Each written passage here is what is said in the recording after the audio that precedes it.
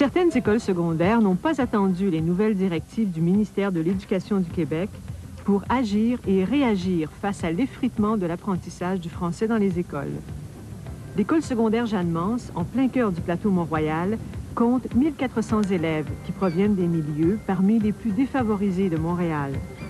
Pourtant, les élèves de 5e secondaire s'y classent depuis quelques années parmi les meilleurs élèves lors des examens de français que le ministère impose chaque année.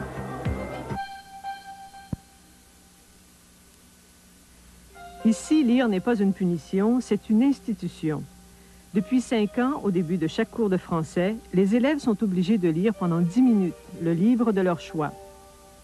On s'installe. C'est un effet calmant, la lecture. C'était pour des raisons de discipline au départ? Non, pas uniquement pour ça. Disons que mon but premier, c'était lire pour le plaisir. Lire au moins 10 minutes par jour, c'est l'obligation de se plonger dans une œuvre et le pari que l'élève s'éprendra d'une passion nouvelle. Lire dans le métro, dans l'autobus, lire dans sa chambre, lire les fins de semaine. Je ne dirais pas que tout le monde adore lire ce 10 minutes au début, mais à un moment donné, la piqûre est... Ils ont eu leur piqûre. Puis si je coupe la lecture de 5 minutes, on me le dit, c'est pas juste, on n'a pas eu notre 10 minutes de lecture.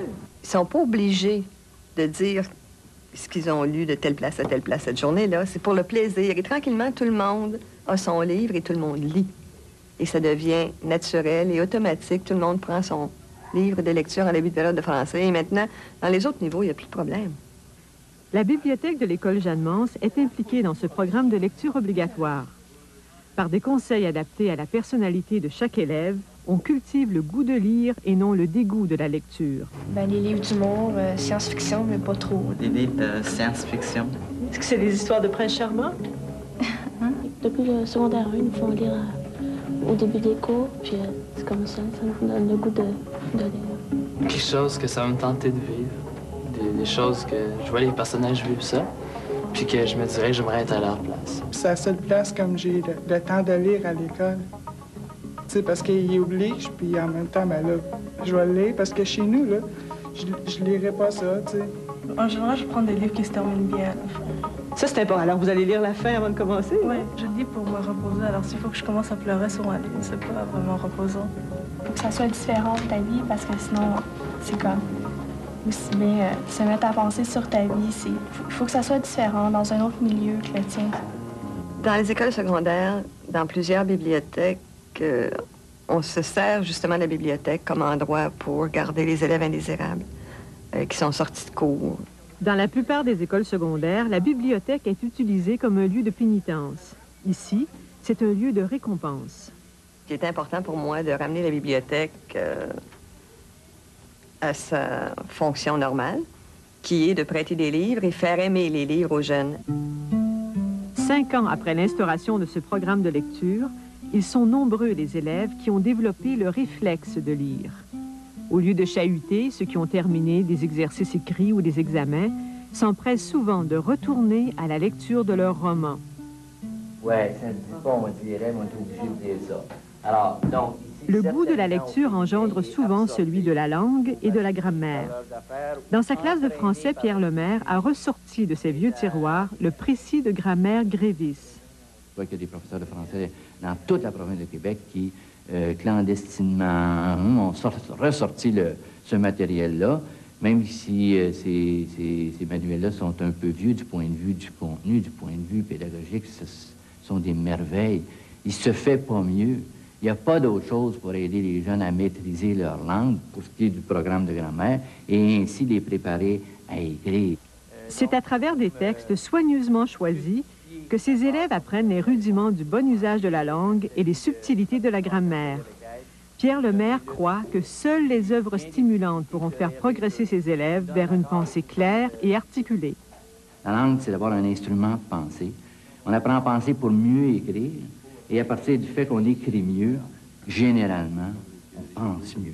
C'est pour ça qu'il est important d'intégrer la littérature dans l'enseignement de la langue, parce que la littérature est un réservoir important d'idées, de personnages, de situations, et qui sont les idées de la vie, de la vraie vie. Dans la littérature, on parle d'amour, on parle d'amitié, de tendresse, de violence, de guerre. Alors, tous les sujets qu'il y a dans la réalité, on les trouve dans la littérature, mais on les trouve formulés, organisés, à l'intérieur d'œuvres bien écrites.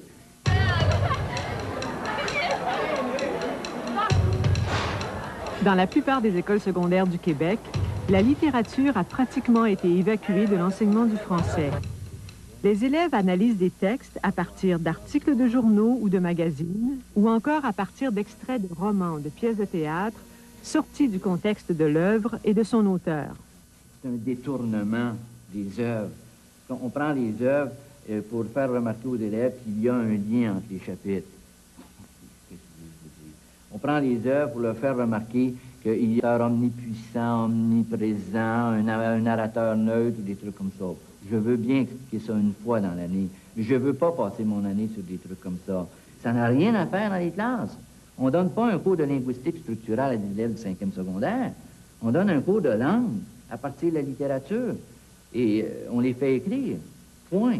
Bon, alors, celui-là ou les autres sont tous pareils. Je vous rappelle les exigences. Ils ne sont pas compliquées. Si vous me donnez une Développer réponse... le goût de lire, apprendre la grammaire, apprendre le français, apprendre surtout à penser et à faire des liens, le défi est de taille. Aujourd'hui, ces jeunes de 5e secondaire sont amenés à faire des comparaisons entre deux pièces de théâtre. L'une qu'ils ont vue, Antigone de Sophocle, l'autre qu'ils ont lue, Un simple soldat de Marcel Dubé. Antigone s'est révoltée, mais là aussi, je pense que c'est une révolte mature parce que c'est une bonne raison, à quelque part. Puis elle aurait peut-être pas agi comme ça, ça aurait été autre chose, mais là, pour elle, c'était quelque chose d'important. Mais Joseph est révolté aussi contre la société entière, parce que il vit dans une société qui lui permet pas de s'exprimer comme il voudrait. Fait que lui, ben, il se révolte contre la société, il fait sa forte tête. Puis il s'aperçoit qu'il est comme son père, qu'il n'est pas grand-chose dans la vie, puis qu'il faut qu'il écoute qu'est-ce que tout le monde dit, puis il faut qu'il se fasse filer sa tête pour réussir dans la vie. Remarquable. 88.